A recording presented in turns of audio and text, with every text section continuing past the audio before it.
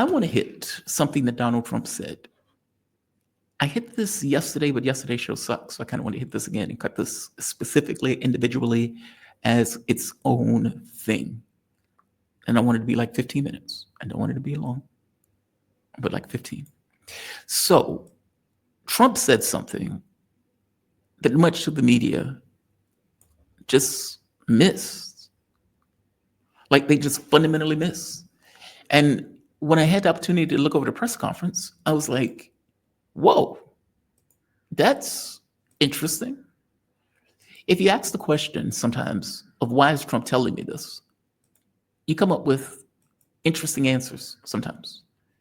Because it's, as I point out, metadata. It's not necessarily the content of what he's saying. It's just the overarching talk about it. So right here, Trump is asked, you had mayors asked Trump about a ceasefire. You have all of these other members beseeching Donald Trump for this, for that, for guarantees, security guarantees, something like Article 5. And they effectively walk out with nothing, at the very least, nothing concrete. And you know, I keep saying habitual liars lie. And I say that because I want to make the point of saying under normal circumstances, when Trump is lying, he's lying to our detriment. He's saying stuff is like, okay, dude, you're murdering all of these people and you're claiming that this is not a genocide. Or you're claiming that the economy is booming and we can see all of these prices going up for everyday Americans. You're claiming tariffs aren't taxes when tariffs are indeed taxes. Those are lies that are to our detriment. That also means, though, that he lies to world leaders. So when he's talking to Iran and he tells Iran, yeah, there's not going to be any attacks. Wink, wink. Why are you in negotiations? And then Israel has this decapitation strike, or at the very least attempted decapitation strike, where Trump comes on and is pretty boisterous. Like, we told you should have negotiated and all this other stuff. Up to the point where Israel is getting taken apart. And then he comes out with another tweet that seems like he's running scared in the basement somewhere, saying, hey, don't hit our stuff, don't hit our stuff. We had nothing to do with it, blah, blah, blah. Habitual liars lie. Who is Trump lying to in this? Is he lying to the Europeans or is he lying to the Russians? Now, I would argue that when Trump goes on Fox and says stuff like, yeah, we may have air power, who knows, I don't know, maybe, who knows, maybe the Europeans, I know they want to put their people down, and maybe they may do that, but I don't know if they're going to do that. That is content without any information to it, nor is it committal. It is just words, words, words, words. They mean nothing. When Rubio comes on and says, well, maybe we'll do this, and he talks kind of vaguely about something like an Article 5. Again, that's very vague. And to have any deal, you need the Russians to say yes. And the Russians are never going to say yes to that deal. Both of them know the Russians are not going to say yes to that deal. They were obviously back-channel communications that were taking place between the Trump administration and the Kremlin. They've apparently been talking for months. And the Alaska meeting seemed to be the culmination of whatever those talks were, with a context being set of the battlefield. It is the losing on the battlefield that set the context. Now, let's be very clear. Donald Trump is acting like he's the negotiator, like he's a third-party negotiator. Like, I don't have anything to do with this. This is Joe Biden's war. I don't have anything to do with this. You are a U.S. president. It is your war. You're not a third-party negotiator. You're still sending arms. You're still giving intelligence. You're still a party to this conflict. So this is not, look at Ukraine losing. This is America failed. That needs to be drilled down.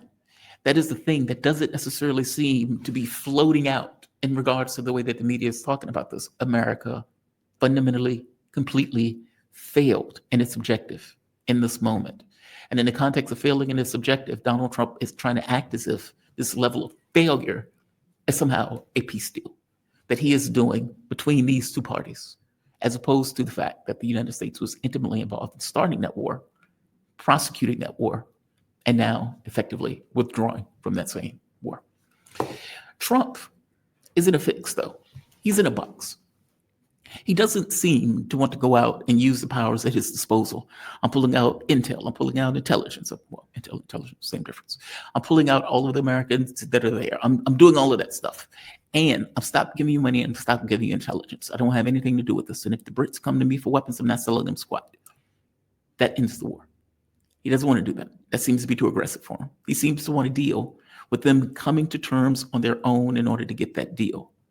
Again, this is not about primacy. The U.S. is not giving up this notion of trying to do primacy, but they will do a backtrack to freeze whatever is there in order to try to maintain some semblance of a face-saving mechanism, some semblance of position, as opposed to it all falling down, which it legitimately could. Ukraine is a big country, but it can fall, especially when Donbass is taken. Russia at that point has capability of attacks all through the country with a very difficult defense, to put it mildly, for the Ukrainian side. So I hope you get my point. This is the box that Donald Trump finds himself in.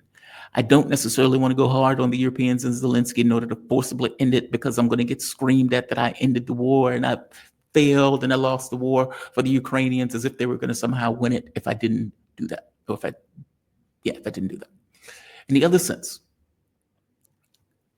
they're talking trash to me. Yes, they're beseeching me, but when they leave, they talk all sorts of trash. I'm not giving up squat. I'm not doing this. I'm not doing that. Okay, so I need to somehow utilize leverage in a way to get my will, to get what I want, without entirely exerting it in an overt and heavy-handed way where they would scream at me that I'm somehow helping the Russians. On top of that, I need the neocons in my party to shut up. Trump is a neocon, but I need Lindsey Graham to shut up, and I need the Europeans to shut up and leave me to my devices. So whatever I'm working out with Putin will remain private. I usually have a difficult time doing that, but I'm going to do that now. I'm going to have to show some level of diligence. On the other side, I would utilize my superpower of lying and tell them whatever they need to hear. So there's that. Air power, hey, that's not a bad idea. Air power, that's not a bad idea at all. That's an interesting idea that you're saying right there. Article 5, that's super interesting. I mean, it's not really NATO, but we can give them guarantees. Maybe we can do that. Maybe we can support you in doing that. We're not going to put troops on the ground, but maybe we'll support you in doing that. It's raining outside. Really, it's raining outside? I thought it was like, yeah, maybe it is raining outside. He tells them what they want to hear. Now, of course, the problem with this is you may be telling the Russians what they want to hear, right? Habitual liars lie. And the U.S. has a history of lying overtly and tearing up any particular agreement that doesn't suit their interests at a heartbeat. I have to think, though, that the Russians know that. And there is no such thing as Minsk 3 without the Russians agreeing to Minsk 3. Minsk 2 was, we suckered the Russians. Okay, that was Minsk. So how can you have Minsk 3 without we suckered the Russians, when the Russians are in a prime position in regards to the battlefield that has set the context of everything that is effectively taking place now? Trump, when having a conversation at the White House with all of these European leaders, came out and said this. Rebuild and just to be clear, they're asking him, hey, what about a ceasefire? We need a ceasefire, right? We need a ceasefire. The Russians are kicking our ass. We need a ceasefire. Listen to what he says when asked about the whole ceasefire issue. I don't think you need a ceasefire. You know, if you look at the 6 deals that I settled this year, they were all at war. I didn't do any ceasefires. And I know that it might be good to have, but I can also understand strategically why, well, you know, one country or the other wouldn't want it. You have a ceasefire and they rebuild and rebuild and rebuild, and, you know, maybe they don't want that. But if you look at the 6 deals that we made peace and you know, long-term, long-running wars, I didn't do any ceasefires. Would I like the concept, you know, I like the concept of a ceasefire for one reason, because you'd stop killing people immediately, as opposed to in 2 weeks or 1 week or whatever it takes. But we can work a deal where we're working on a peace deal while they're fighting. They have to fight. I wish they could stop. I'd like them to stop. But strategically, that could be a disadvantage for one side or the other. But all of these deals I made without... I got to stop it right there. He says they have to fight. They have to fight. It may be a disadvantage for one side or the other. So, you know, they need to fight. And he makes the point of saying the 6 imaginary deals that I made, they kept fighting. Yes, that, well, yeah, I guess in the imaginary deals, fair enough. Let me go back to the last part, because that's the part that's important. One side or the other. But all of these deals I made without even the mention of the words ceasefire. I don't think you need a ceasefire. You know, if you look at the 6 deals that I opposed to in 2 weeks or 1 week or whatever it takes, but we can work a deal where we're working on a peace deal while they're fighting. They have to fight. They have to fight. They have to fight. And then he points out, look, one side may not necessarily like the fact that the other side is rearming. Yeah. And one side may be put at a disadvantage if they stop fighting. Yes, that's true. How do I know it's true? Because Sarah Bills from DD Geopolitics has told me that it's true. When you have a number like 1.7 million people that have died over the course of a war, who is Trump talking about in that? No, he's not saying Ukraine is losing miserably. And if, a ceasefire would only assist them to rearm because these stupid idiots are just going to give them more weapons, more materials and everything else. And it's going to keep the war going longer. I don't want that. He doesn't say it that way. One side, well, obviously, the side that's getting taken to the wood chipper is the side that lost 1.7 million human beings. That's an astonishing number. Trump knows that. So when he's making this point, let's add in different words that equal the same thing, like a math equation. Ukraine is being taken apart. If we pause the conflict in a ceasefire, which I don't have the power to do anyway, if we pause it, which I don't have the power to do, well, you guys are going to rearm them. That's not really what I want. Because nothing that you do is going to change the context of the battlefield, considering we've already have given them like 3 or 4 different armies. There's that. 2, they need to fight. So pursuant to the first point of, well, one side, Ukraine, is getting eaten alive and being put through a wood chipper. Second point, I need them to fight. Put the 2 statements together. I need Ukraine to fight to continue to get put through a wood chipper. It's in the language. It's in the thing that he's effectively saying. Mainstream media, for whatever particular reason, did bring up, it's like, well, wait a minute, it's Ukraine that's being taken apart, which is why these buffoons want to keep this war going. So if you want them to fight and you need them to fight, do you need them to fight for the Ukrainians to continue to get taken apart? Well, no reporter in that room can say that, because no reporter in that room is allowed to bring up the fact that Ukraine lost 1.7 million human beings and that they're getting taken apart and losing territory left and right. They can't plug their gaps. And they're dragging people and press ganging them out of the houses in front of their kids in their dog. It's that. Is it possible that what Trump is saying is that, look, I don't want to use political leverage by withdrawing everything in order to force Zelensky and the Europeans to heal? I don't want to do that. The fact that all of these parade of buffoons, again, not you, Maloney, but the other parade of buffoons, were sitting there, gets across that they understand that Trump has that power and that leverage that he can always exploit. No more CIA, no more people on the ground, no more money from non-governmental organizations, none of the imperialist pleasure, none of that stuff. I'm pulling it all, and I'm not selling weapons. He can do it. He's not doing it. I'm saying the fact that the European leaders are sitting there in the way that they're sitting there, they know that he had the power and the leverage to do it. Hell, he could say, I'm going to 50% tariffs tomorrow. Make a deal. He doesn't want to do that. He wants agreement. He wants agreement.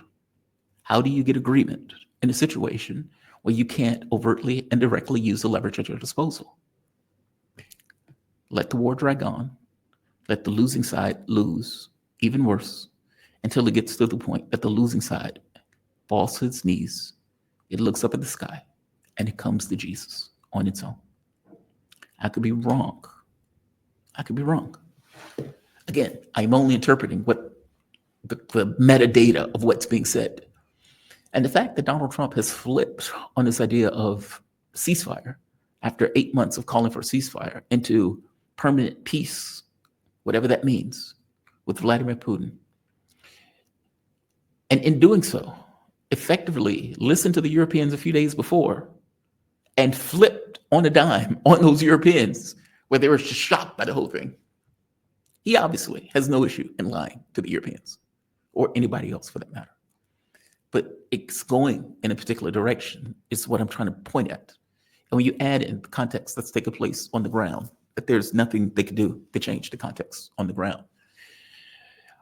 And I strongly believe that all of this talk that's taking place about US air power, all this stuff, you require the Russian consent, which you're never going to get. And none of that stuff happens until after a deal, which you're never going to get if that's what you're trying to add into the deal. So yeah, I come to an assessment that they are moving in a particular direction. I don't think it's a nothing burger. I think Trump is trying to leverage, as grim as it sounds, the war in order to get Zelensky to a point where he's willing to, at the very least, say, Uncle, Daddy, stop the big bad man, bare-chested, riding a bear, from hitting me. The flaw in this is that he may never say that. That's the flaw. That's the flaw. Trump doesn't necessarily want to have a collapse, but he may be betting that before we get to the point of collapse, that there will be saner heads to say, stop. He could be wrong. He could be wrong. I don't even think that's the Europeans want, to be honest. I think the Europeans are perfectly fine with every Ukrainian, every man, woman, child, dog, cat, tick, roach, rat, and every other animal dying in Ukraine, with Russia taking over and ended up in a guerrilla war for 10 years. I could be wrong. As I always tell you, never mistaken the coherent for the true. Never mistaken the coherent for the